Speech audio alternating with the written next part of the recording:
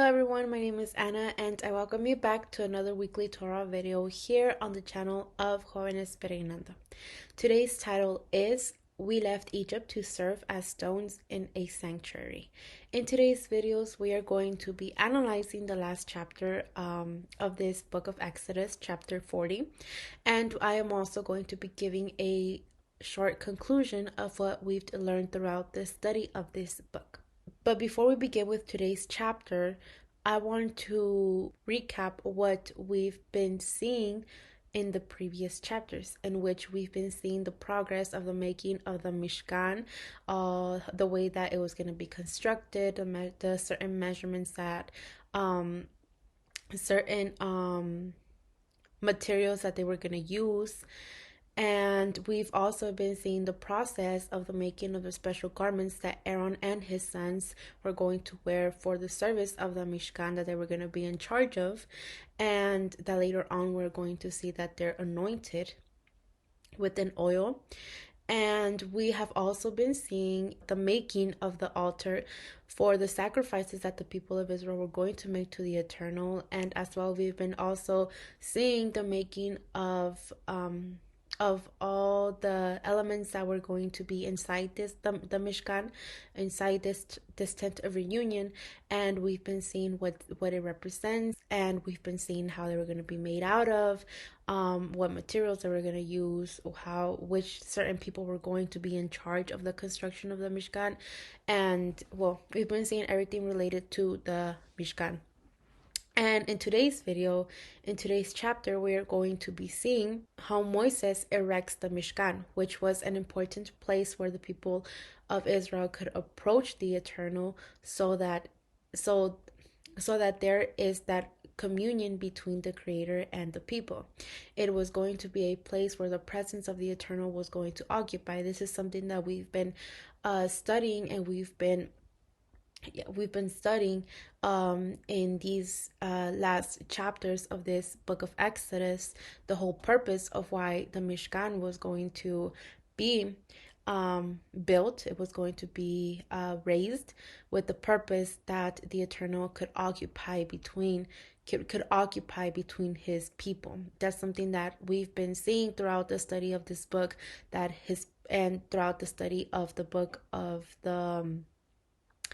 Genesis as well. We've been seeing how since the beginning, the only purpose of the Eternal was for him to dwell among his creation. But we see that because of the sin that Adam and Eve committed, that couldn't happen anymore. So, and also we've been seeing we've been seeing, and we're going to continue seeing, that in the history of the people of Israel, the Eternal wants to dwell among them. And he does it through many ways. One of them is right now what we've been seeing, the Mishkan. Later on, we're going to be seeing about the temple. And then the last choice that he had was to send his son Yeshua, who is the only way to have that connect, or the only path to have that connection with the Eternal. And we're gonna see how the Eternal has been merciful, and how this opportunity is not only for the people of Israel, but it's also for every single soul that really does want to have that connection with the Eternal, and show that gratitude that we have towards him for being merciful towards the humankind. We're going to be seeing that although today, in nowadays, there is no more physical place like the one that existed in the time of Israel. But however, there is a spiritual one. But the Creator has been merciful and has given us a spiritual place with the same purpose of approaching the Creator and giving him a service. With this short introduction, let's begin reading verses 1 and 2 of chapter 40 that say, "The Eternal spoke to Moses, saying, On the first day of the first month, you shall erect the Mishkan, or you shall erect the tent of meeting." In these verses, we can read, or the first thing that we can read is that an important date is given to Moses. In this verse, it says the first day of the first month. This refers to a new beginning of the biblical of a biblical new year. And on this date, we can read that the Mishkan, or that the tent of reunion, was going to be raised. This day coincides with the day that the people of Israel were freed from the oppression of Egypt. Although it was not on the same day, like on the exact same day, because if we remember, the people of Israel celebrated Pesach, the day of their liberation, 14 days later in the first in the first month. And the rising of the Mishkan was going to be on the first day of the first month. Let's remember that the purpose of the liberation was for the people of Israel to be, yes, free from the slavery that they were in, but also to be free, or most importantly, to be free to serve the Creator. So in these verses, we can see that it coincides with the liberation of the people and the rising of the Mishkan. These two dates have something in common. We can see that once again, the people of Israel were starting a new year, but now the purpose, or now they were starting this new year, or this new biblical year, they were starting it by erecting this place of service, by erecting the tent of reunion. And in this, we can see what it is to serve as living stones. Here we can see a teaching that we must apply to our lives, because just as the people of Israel go out of slavery, get out of the slavery to serve their Creator, or at least that was the purpose, just like us, once we get out of that slavery or of that oppression that this world puts on us, although it is not as visible as it was for the people of Israel in their time, but once we leave this oppression, it is up to us, and it is our responsibility, and we're supposed to do it with the purpose so that we can serve the eternal in freedom, and not without any obstacles that are in our way of our service to the eternal. And so that way we can also do it as those living stones. Here we can see how the people of Israel are those living stones when they go according to what the Creator commands them, not according to what their flesh commands them. Now have left Egypt, modern Egypt. It is our duty to serve the Creator as those living stones, and not to do it according to what the world makes us feel like we should do it, or as we ourselves think that we should do it. It should be the contrary. It should be to what the Eternal has commanded us to do. Continuing with verses 3-6, it says, "And you shall put it in the ark of the testimony, and you shall screen the ark with the veil. And you shall bring in the table and arrange it, and you shall bring in the lampstand and set up its lamps. And you shall put the golden altar for incense before the ark of the testimony, and set up the screen for the door of the tent of reunion. You shall set the altar of burnt offering before the door of the Mishkan, and place the basin between the tent of meeting and the altar, and put the water in it. And you shall set up the court all around, and hang up the screen for the gate of the court." In these verses, we can see that the Creator instructs Moses on how the people, or how they were all going to accommodate each of the things that were going to be inside this place. All these things that were going to be in this place, such as the tables, the ark of the testimony, the veil, and all the other things that we have already seen in the previous chapters, and we have talked about them with more detail, in which we have seen that their preparation and the instructions on on the specific measurements that each one of these elements had to have, we have also saw had to have. We also saw in those chapters that the Messiah is represented in a certain figurative way, as we had already learned in the past chapters. Each thing that was going to inhabit this place was going to fulfill an important role, and a different role, of course.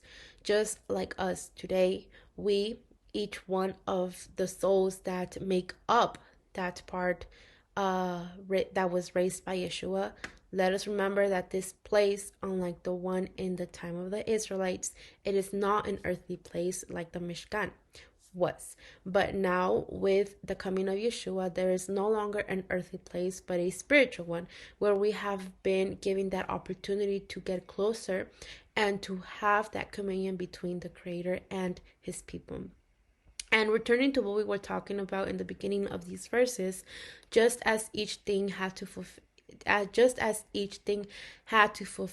an important role within the Mishkan, nowadays, today, each soul that is part of the spiritual temple that was raised by Yeshua also has an important role that has to be fulfilled. In First Peter 2, verses 4 to 8, Peter tells us about the living stones. He says, as you come to him, a living stone rejected by men, but in the sight of Elohim chosen and precious.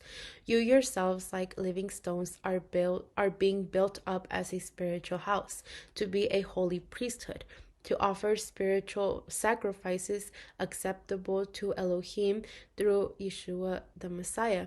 For it stands in Scripture, behold, I am lying in Zion, a stone, a cornerstone chosen and precious, and whoever believes in him will not be put to shame.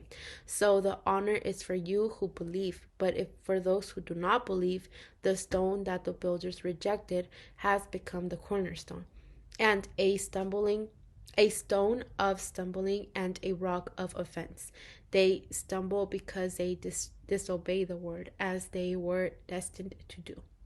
This cornerstone that Peter mentions that is rejected by by by men, it is referring to Yeshua, that through him, as we have just read, we make up that place. And the sacrifices that we now give or that we now offer are no longer earthly, how they were in the time of the Mishkan, but however, they are spiritually, and thus we serve as living stones of the sanctuary that was raised by Yeshua, with sincerity and not with hypocrisy. From verses 9 to 16, it comes an important part of the Mishkan, which is the sanctification. In these verses, we can see that it is sanctified through anointing, which as a verb indicates an action, and therefore we understand that the sanctification cannot come on its own, but through an anointing, since that sanctification would come as a result. This anointing was done with an important oil, and a specific oil, and it was going to be spread on the surface of the thing that was going to be anointed, which in this case would be the Mishkan. And we also and that way it could become and in that way it could become holy. In these verses, we can also read that it says that the Mishkan would be anointed from everything inside, including like all the things that were going to be inside and all the things that were going to be inside. And in these verses, it even emphasizes it even emphasizes the altar for the burnt offering and the fountain that was outside. So we can see how everything had to be anointed with this oil in order to be holy. With this, we can see that not only would the Mishkan be anointed, but the anointing of the people chosen for this service is also described. These people who were going to be anointed for the service of the Mishkan were going to be the Levites, Aaron's descendants. And although they were not going to be simply anointed, but beforehand, in these verses say that they washed themselves with water, and they put on special garments for this service, and later on they were anointed with oil, and thus they came to have this sanctification. Interestingly, in these verses, the word perpetual is used, as if this sanctification was going to last forever. This is referring to the specific and prophetic time of Abraham and his descendants. It is referring to that consecration among them and among his descendants, and in the time that all of this was happening. This sanctification of the Levites is no longer standing today, because we see that there is no longer a physical place like the Mishkan was in that time. And although the human beings try to make their efforts to raise another sanctuary, um as it was in that time, but it can no but that can no longer happen, because it is no longer a physical place, since that sanctuary is in Yeshua. Humanity wants to build the temple once again, because they do not accept the fact that Yeshua came. They do not want to accept the prophecies that were fulfilled by him, and they do not want to accept that the Eternal anointed and sent him. And well, they simply just do not want to accept it.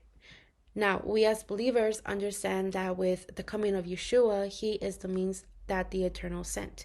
So with this, we can see that it is not possible that it was referring to a perpetual consecration.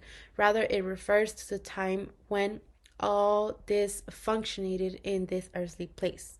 Now, here we can see that we are also called to sanctification through Yeshua, and now we can do it thanks to his work. In First Peter chapter 2 verse 9, we can read that it says, "But you are a chosen race, a royal priesthood, a holy nation, a people of his own possessions, that you may proclaim the excellences of him who called you out of darkness into his marvelous light." Also, in these verses, we can see that the water in which Aaron's sons were washed in, and so was he, before being anointed, it represents the word. And water also represents with which we also obtain that sanctification. In Ephesians 5:26, we can read that it is mentioned that the word that the water does represent the word. In these verses, we can also read that it is mentioned, or that we can also read that the oil that was used to anoint represents the divine presence with which we also obtain that sanctification, being set apart. Another thing that we can see that is spoken of is the garments of Aaron and his sons. And very interestingly, in Revelation 19 verse 8, it speaks of the garments being the righteous actions of the saints. Continuing with verses 17 to 33, we can read that Moses finishes the work that the Eternal had ordered him about erecting the Mishkan. Although this work may seem really easy, or it may seem not complicated, but it is a work that had to take its time. Moses had to take patience, had to make sure that everything was perfect, so that the presence of the Eternal could occupy in this place. In these verses, we can see all these instructions for everything that was going to be raised and how it was going to be done. A phrase that is repeated a lot in these verses was that everything Moses did was according to what the Eternal had already commanded him. In this service by Moses, we can see him as a living stone serving the Father at all times. Now, today our service is spiritual and not earthly, as it was in the time of Moses. But it is important that we know that this service is not only until the end, but also that everything is done according to what the Creator said and not according to what we believe or to what we think or what do we want.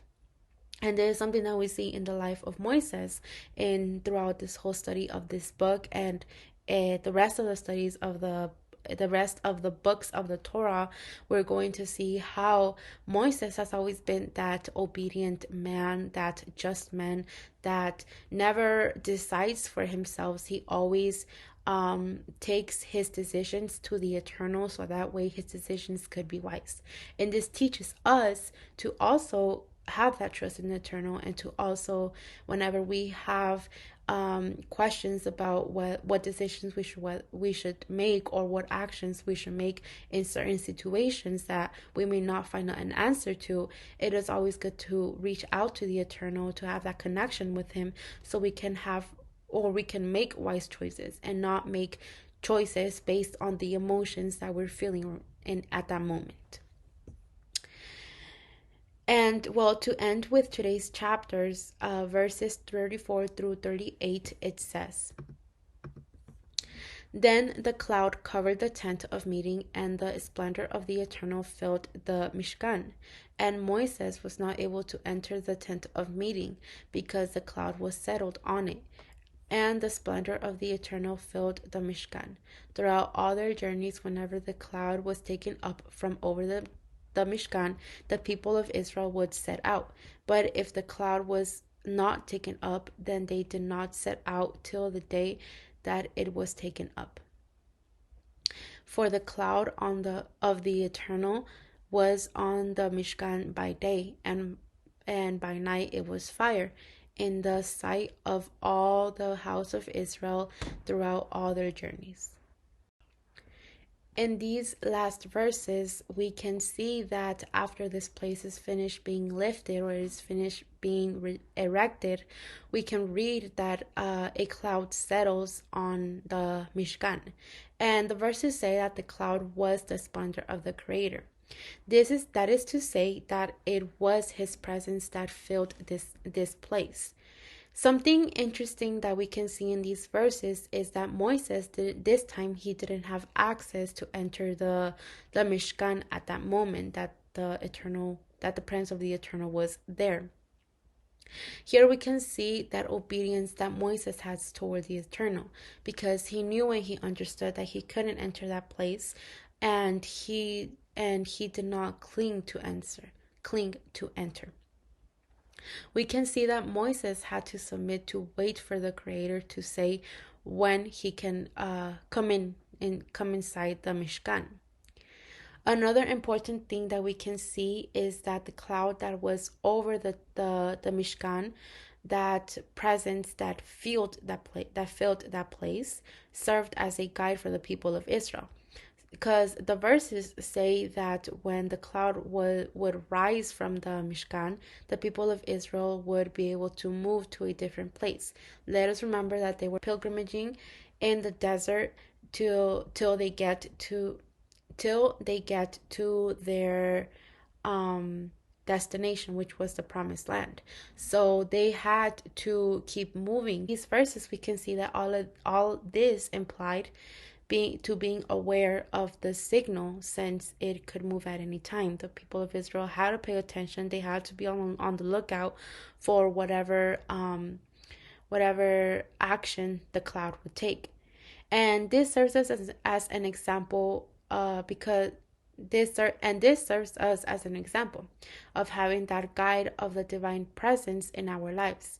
It also teaches us to be aware of the signs that so that way we do not get used to being established in our comfort zone, or to the things that this corrupted world offers us, or to think that what we're doing is correct. We should always have that presence of the Eternal that guides us to do the good things to do the correct things that the Eternal wants us to do. Another thing that we can see in these verses is that this cloud, it was visible, and there was no excuse for the people of Israel to say that they couldn't see the cloud, because the verses say that the cloud was visible to all the camp of Israel, and it was there during the day, and during the night it was the fire.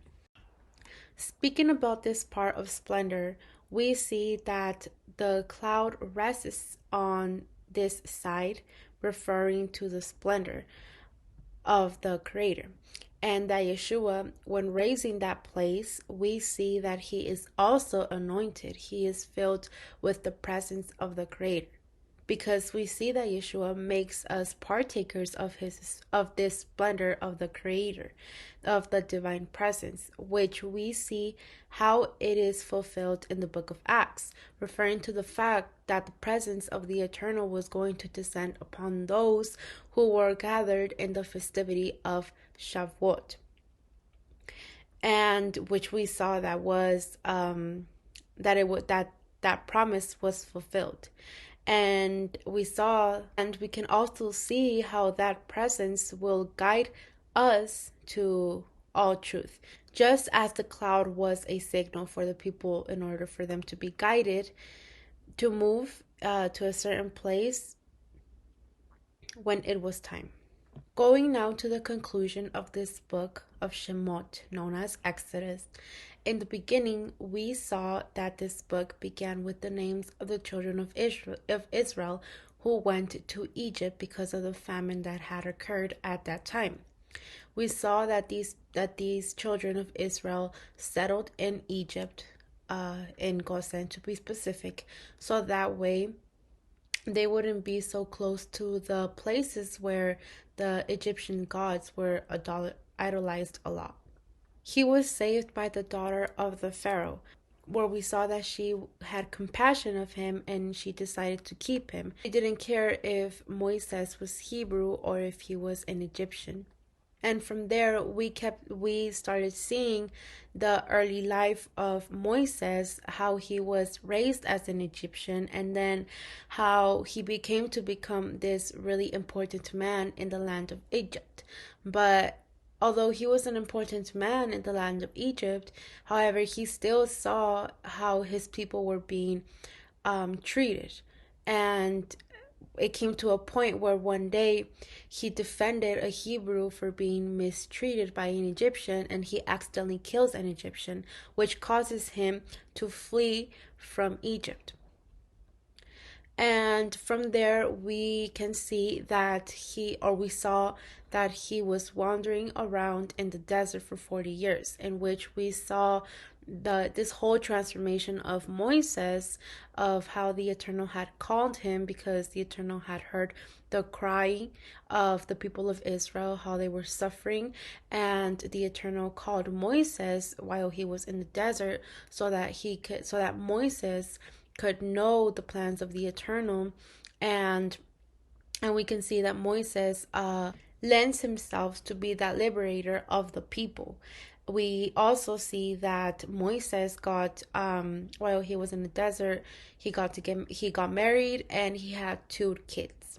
After that, when the Eternal noticed that Moises was ready to become that liberator of the people, he starts to train him and starts telling him how the Eternal was going to harden Pharaoh's heart, and that way the Eternal was going to show to the people, to all the nations, how powerful the Eternal is. And we see that Moises, talking to Pharaoh, he tells him to let go of the people of the Eternal, but the Pharaoh refuses, and this causes the Eternal to send 10 plagues to the land of Egypt. These plagues were also due to the idols that the Egyptians would adore or will idolize, and the Eternal just showed them that their gods had no power, but only did the Eternal. After the plagues, we began to see 3 very important events to remember that happened in the desert. The first thing, or the first event that we saw, was the departure from Egypt for the people of Israel. That freedom that they would now get from the oppression in which they have been living on for a lot of years. So that way they would be the people of the Father, of the Eternal Father, and would serve him. Although we have seen in this book that the people of Israel being in the desert, they started to complain about the things that they didn't have. We even saw how they came to the point where they made a golden calf and started idolizing it because they haven't heard anything or from about Moises in some days. We have seen throughout the study of this something shocking that we have seen throughout the study of this book is how the people of Israel could surrender to the gods of other nations when they saw the marvelous things that the Eternal did with his strong hand in front of them. And example is the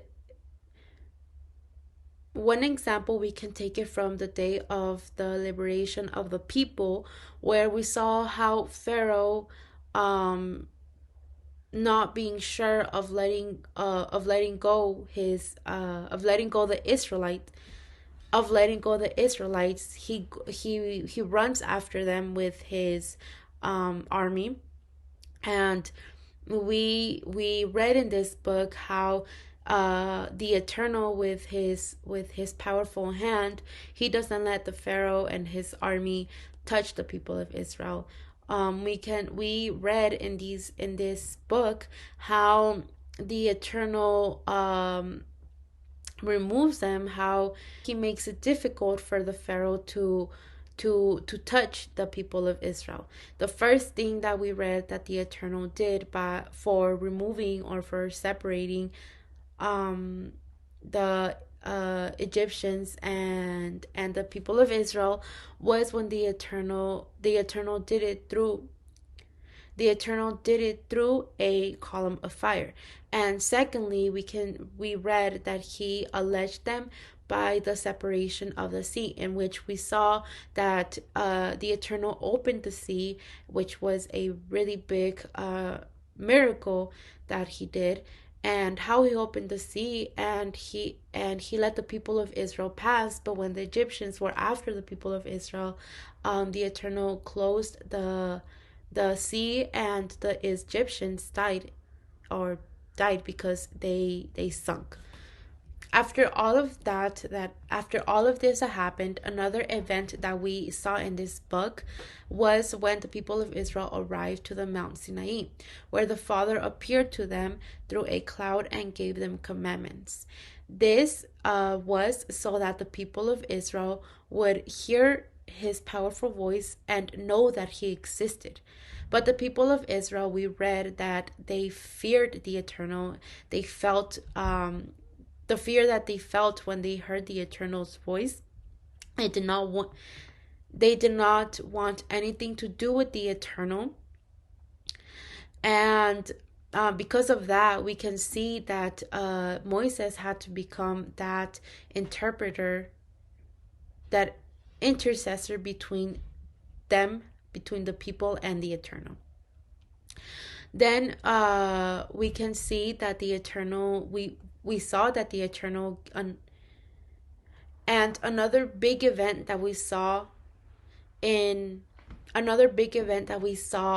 in this book, when the people of Israel were in the desert, and specifically in the Mount Sinai, was when the Eternal gave Moses the 10 phrases, or the 10 commandments, how it is categorized in the Bibles, where we saw that the Eternal gave these phrases to be a testimony that the Father exists.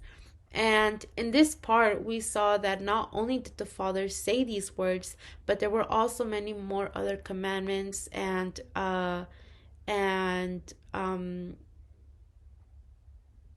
phrases that the Eternal had given to the people of Israel, but these were specifically mentioned. And we saw and we learned that these commandments are so that the people of Israel and us today can live a life in holiness and in obedience.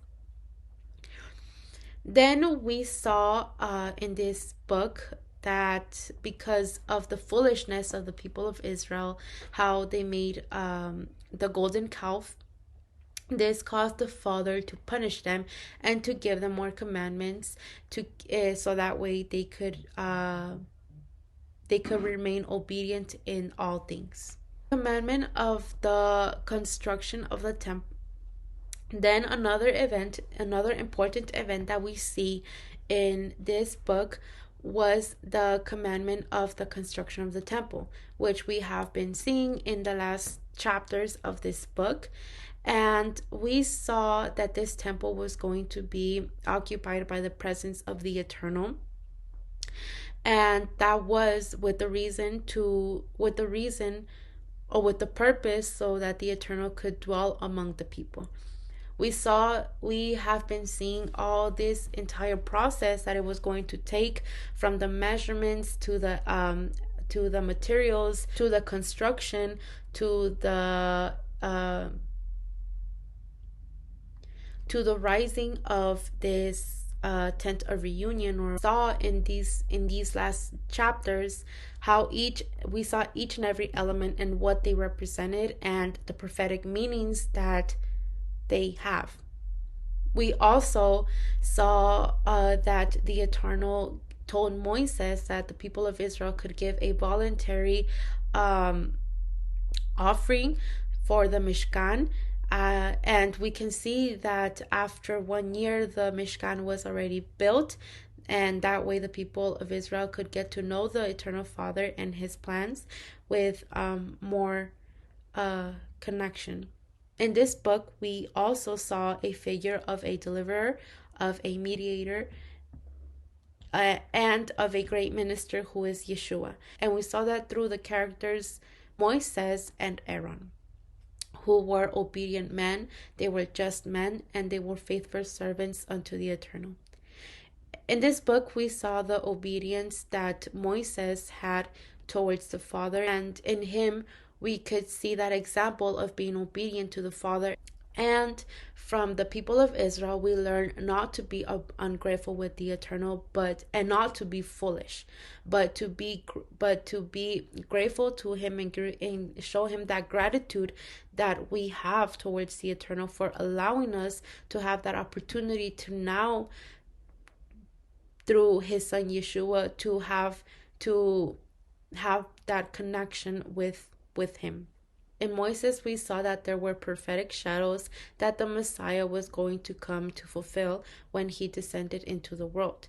We saw in this book the importance of keeping the commandments to lead a life of obedience and happiness, and not to let ourselves be carried away by what the world usually does or offers us, but to be firm and trusting in the Eternal. We must give Him that gratitude for giving us the opportunity to get closer to Him through His Son Yeshua. And well, that is all for today's video. Thank you very much for your time. If you like this video, please give it a thumbs up. And if you have any questions, you can leave them down in the comment section down below. Thank you and have a great day.